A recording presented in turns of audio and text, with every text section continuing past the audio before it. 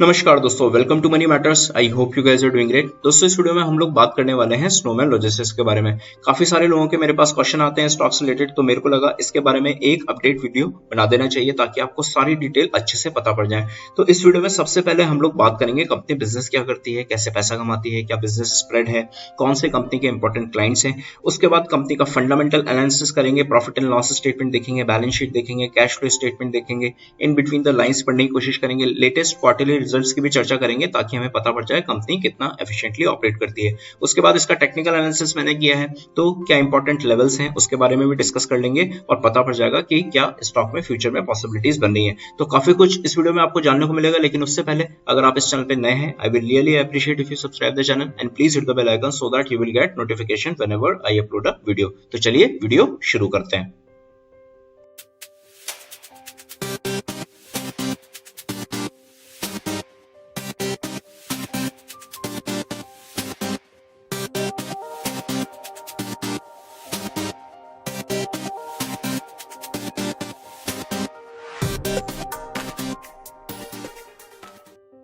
तो दोस्तों, सबसे पहले कंपनी का बिजनेस समझ लेते हैं। Now we are on the website of Snowman Logistics. काफी सारे लोगों को लगता है कि there business is largely depends on the vaccine logistics and vaccine transportation. I think it is not factually correct. There business is very well diversified.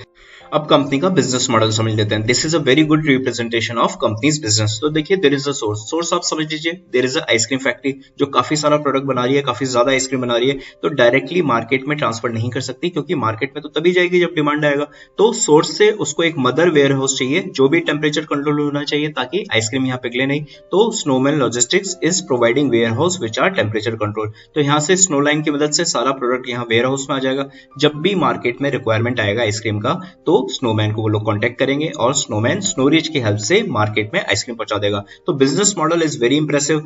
अगर आप product की बात करें तो चाहे आइसक्रीम हो चाहे फूड प्रोडक्ट हो, अब जैसे फूड प्रोडक्ट अगर आप मीट को कंसीडर करें तो लो टेम्परेचर पे ही उसको सेव कर सकते हैं, स्टोर कर सकते हैं। हाई टेम्परेचर पे वो खराब हो जाएगा। या फिर आप फ्रूट्स की बात करें, वेजिटेबल्स की बात करें, हाई टेम्परेचर पे सारी चीजें खराब होती हैं। Definitely requirement of storage temperature is different, but still you need temperature control logistic system and temperature control warehouse system. तो दोनों सेक्टर में कंपनी काम करती है। तो बिजनेस कंपनी का काफी अच्छा है।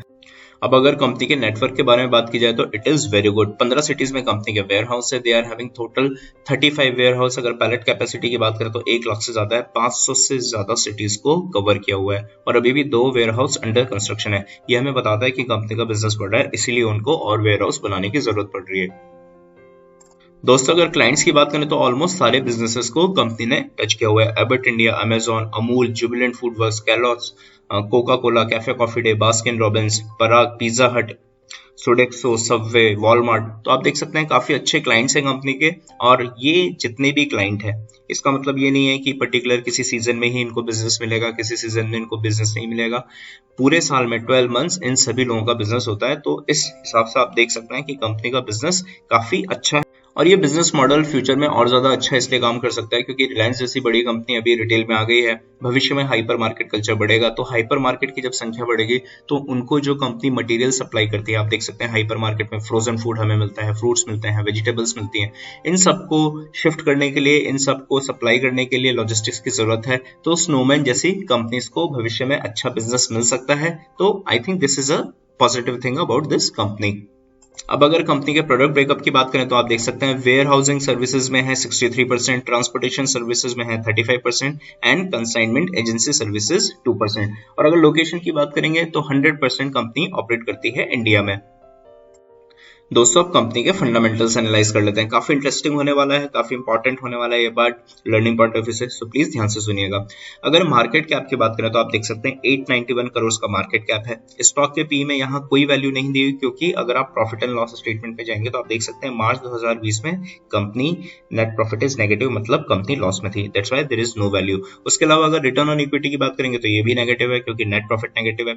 डेट की बात करेंगे तो 178 करोड़ का डेट है जो ऑलमोस्ट 42% है इसकी टोटल इक्विटी का। उसके अलावा अगर स्टॉक के प्राइस की बात करेंगे तो अभी जरूर से इस स्टॉक का प्राइस आप बोल सकते हैं फेयरली वैल्यूड है।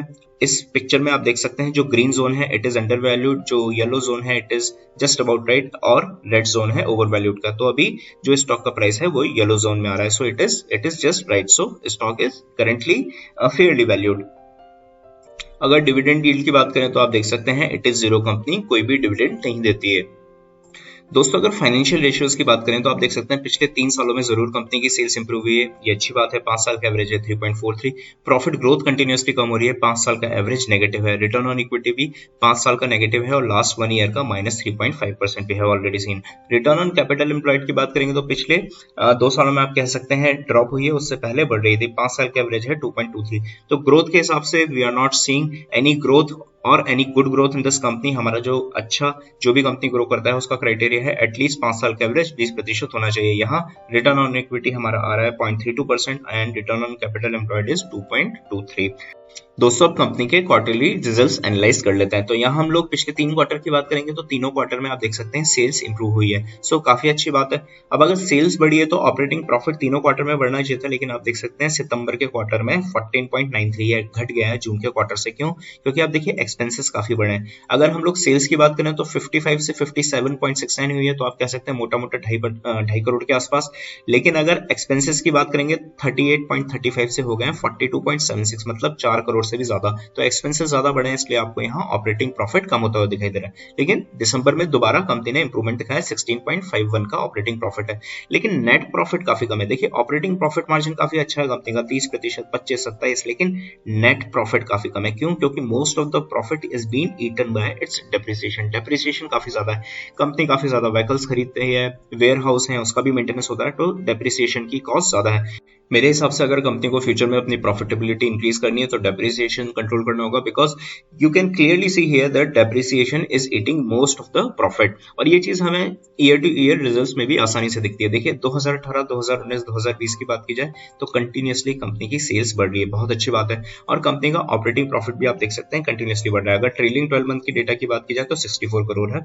ऑपरेटिंग प्रॉफिट मार्जिन भी कंटिन्यूअसली इंप्रूव हो रहा है। 2018 में 23% था, 2019 में 25 और ट्रेलिंग 12 मंथ का डेटा देखें तो 27%। लेकिन अगर जहां हम लोग नेट प्रॉफिट की तरफ नजर मारते हैं तो आप देख सकते हैं 2018 में लॉस में थी कंपनी, 2020 में भी लॉस में थी और ट्रेलिंग 12 मंथ का डेटा भी देखें तो भी -1। क्यों? क्योंकि डेप्रिसिएशन बहुत ज्यादा है। आप देख सकते हैं अगर पहले बात करें 2009 से इवन 2015 तक कंसिडर करें तो 3 करोड़ था और 2015 तक हो गया 25 करोड़, लेकिन 2015 से 2020 तक 25 से 50 हो गया। तो डेप्रिसिएशन कंपनी का बहुत बड़ा इशू है। जब तक ये सॉल्व नहीं होगा तब तक कंपनी की प्रॉफिटेबिलिटी इंप्रूव नहीं होने वाली। दोस्तों अब कंपनी की बैलेंस शीट एनालाइज कर लेते हैं। तो मार्च 2019, मार्च 2020 और सितंबर 2020 को आप कंसीडर करें तो कंटिन्यूअसली कंपनी के रिजर्व्स कम हो रहे हैं, so it is a negative point. मार्च 2020 को अगर 2019 से आप कंपेयर करेंगे तो डबल से ज्यादा की बोरिंग इंक्रीज हुई है। लेकिन हाँ सितंबर 2020 में जरूर कंपनी ने अपनी बोरिंग कम की है। फ्यूचर में हम लोग एक्सपेक्ट करते हैं कि कंपनी से जीरो करे, जैसे कंपनी मार्च 2012 तक डेट फ्री थी वैसे ही फ्यूचर में डेट फ्री बने। उसके बाद लिक्विडिटी की बात करें तो काफी अच्छी लिक्विडिटी कंपनी मेंटेन करती है। करंट एसेट की बात करें तो 148 है और करंट लाइबिलिटीज है 37। तो यहाँ आप देख सकते हैं करंट एसेट काफी ज्यादा है करंट लाइबिलिटीज से। उसके बाद अगर कैश फ्लो एनालाइज करें तो आप देख सकते हैं cash flow from operating activity 2018, 2019, 2020 continuously company बढ़ा रही है। It is a very positive point. Investing activity में नेगेटिव है, there is nothing to be worried about अगर कंपनी इन्वेस्ट ज्यादा करती है तो। उसके बाद अगर फाइनेंसिंग एक्टिविटी की बात करें तो यहाँ -51 है, काफी बड़ा फिगर है। देख लेते हैं कि इन्वेस्टिंग एक्टिविटी में इतना नेगेटिव फिगर क्यों आ रहा है। तो रीपेमेंट ऑफ बोरिंग और इंटरेस्ट, तो मेनली जो कंपनी बोरिंग कंपनी के ऊपर है उसको चुकाने के लिए और बोरिंग के ऊपर जो इंटरेस्ट है उसमें काफी ज्यादा अमाउंट जा रहा है। तो जैसे हमने बैलेंस शीट में देखा कि कंपनी की बोरिंग काफी ज्यादा है, डेट टू इक्विटी रेशियो 40% से ऊपर है, तो कंपनी फ्यूचर में डेट को कंट्रोल करेगी। तो यहाँ भी आप देख सकते हैं कैश फ्लोज में भी काफी ज्यादा इंप्रूवमेंट आता हुआ दिखाई देगा। मार्च 2020 की बात करें तो नेट कैश फ्लो इज 1। तो दोस्तों मेरे हिसाब से फंडामेंटली इंप्रूवमेंट की गुंजाइश काफी ज्यादा है, स्पेशली अगर कंपनी अपना डेट का इशू और डेप्रिसिएशन का इशू कंट्रोल करती है फ्यूचर में तो प्रॉफिटेबिलिटी काफी अच्छी इंप्रूव होती हुई दिखाई दे सकती है। अब शेयर होल्डिंग पैटर्न के बारे में बात कर लेते हैं। तो अच्छा है, शेयर होल्डिंग प्रमोटर्स की 40.25, कोई भी शेयर प्लेज नहीं किया हुआ और कंटिन्यूअसली प्रमोटर्स अपनी शेयर होल्डिंग मेंटेन किए हुए हैं, so it is a positive point. अब इस कंपनी को हम लोग टिकर टिप पे भी एनालाइज कर लेते हैं। तो एक साल के रिटर्न आप देखेंगे 36.79 है। लॉजिस्टिक्स में कंपनी काम करती है, स्मॉल कैप कंपनी है, मॉडरेट रिस्क है, पी रेशियो नेगेटिव है। जैसा हमने देखा था कि मार्च 2020 में नेट प्रॉफिट नेगेटिव था, किसी भी एनालिस्ट ने यहां सजेस्ट नहीं किया है इन्वेस्टमेंट करने के लिए। और अगर चेकलिस्ट की बात करें तो आप देख सकते हैं कंपनी के ऊपर कोई रेड फ्लैग नहीं है। Entry point they are considering it is good. हमने वीडियो के स्टार्ट में भी देखा था कि वैल्यूएशन सभी स्टॉक की ठीक ठाक है। डिविडेंड रिटर्न कुछ भी नहीं है, 0% डिविडेंड यील्ड है। Here they don't have sufficient data. अगर आप इस कंपनी में इन्वेस्ट करेंगे there are chances that you will get less return than FD and intrinsic value they do not have sufficient data to calculate. दोस्तों अब देख लेते हैं स्टॉक में टेक्निकली क्या चल रहा है। तो जून से अगर नवंबर की बात करेंगे तो आप देख सकते हैं अब ट्रेंड में था, स्टॉक कंटिन्यूसली हायर हाइज बना रहा था, ऑलमोस्ट इसी रेंज में मूवमेंट था। उसके बाद इस लाइन को तोड़ा, वर्टिकल मूवमेंट हुआ, स्टॉक ने डबल टॉप बनाया, डबल टॉप का बेस लाइन तोड़ा, उसके बाद करेक्शन हुआ और दोबारा पिछले 2 महीनों से आप देख सकते हैं स्टॉक का करेक्शन ही हो रहा है, लोअर लोस बना रहा है स्टॉक और इसी रेंज में ट्रेड कर रहा है। अभी अगर स्टॉक का आप सपोर्ट देखेंगे तो डबल टॉप बनाने के बाद जब स्टॉक का करेक्शन हुआ था तो उसी लेवल पे स्टॉक सपोर्ट ले रहा है। अगर ये वाला सपोर्ट टूटता है तो 44 रुपीज का काफी स्ट्रॉन्ग सपोर्ट है। यहाँ स्टॉक ने सपोर्ट लिया है, यहाँ रेजिस्टेंस लिया है और देख सकते हैं यहाँ पहले काफी बार स्टॉक सपोर्ट ले चुका है। तो 44 रुपीज का आसपास का बहुत स्ट्रॉन्ग सपोर्ट है। अगर ये टूट जाता है तो 40 के लेवल आ सकते हैं और अगर 40 का लेवल टूटता है तो 30-35 के भी लेवल आपको आते हुए दिखाई दे सकते हैं। अगर रेजिस्टेंस की बात करें तो इसके ऊपर का जो 55 रुपीज का रेजिस्टेंस है वो भी काफी तगड़ा रेजिस्टेंस है। आप देख सकते हैं यहाँ कई बार स्टॉक सपोर्ट ले चुका है। तो अगर 55 का रेजिस्टेंस टूट जाता है तो अगला रेजिस्टेंस आ रहा है 66 रुपीज का, जो आप देख सकते हैं डबल टॉप का हाई है। तो 55 का लेवल टूटने पे 66 के लेवल मुझे आसानी से आते हुए दिखाई दे रहा है, लेकिन अगर स्टॉक करेक्ट होता है तो 44 का लेवल है जो आपको ध्यान रखना है। तो जो लोग इस स्टॉक में ट्रेड कर रहे हैं उनको स्टॉप लॉस लगा के रखना है ताकि मार्केट करेक्शन के साथ उनका कैपिटल सेव हो जाए। और जो लोग इस स्टॉक में एंटर करना चाहते हैं वो डेफिनेटली केयरफुल रहे क्योंकि स्टॉक काफी वॉलेटाइल है और कंपनी का परफॉर्मेंस पिछले कुछ टाइम से हमें अच्छा नजर नहीं आ रहा। तो दोस्तों फाइनली अगर वीडियो को कंक्लूड करें तो Snowman Logistics is a good company. Business model company का काफी अच्छा है, एवरग्रीन है। कंपनी के क्वार्टर टू क्वार्टर जब हमने रिजल्ट देखे तब हमें क्लियरली दिख रहा है कि कंपनी की सेल्स भी कंटिन्यूसली बढ़ रही है, कंपनी अपने आप में इंप्रूवमेंट ला रही है। लेकिन एक दो इश्यू फंडामेंटली हैं जैसे डेट का, डेप्रिसिएशन का। अगर फ्यूचर में कंपनी इन दोनों इश्यूज पे काम करती है, सॉल्व करती है तो कंपनी की प्रॉफिटेबिलिटी काफी अच्छी इंप्रूव हो सकती है। तो जो लोग इस स्टॉक में ट्रेड कर रहे हैं वो स्टॉप लॉस लगा के रखें। जो लोग इस स्टॉक में नया इन्वेस्टमेंट करना चाहते हैं वो ये सारे फैक्टर ध्यान में रखें। तो before doing any buying and selling please discuss same with your financial advisor. This video is for educational purpose. आशा करता हूं इस वीडियो में आपको काफी कुछ जानने के लिए मिला होगा। आई will really appreciate if you subscribe the channel and please hit the bell icon so that you will get notification whenever I upload a video। तो चलिए मिलते हैं नेक्स्ट वीडियो में, तब तक के लिए बाय बाय, वंदे मातरम।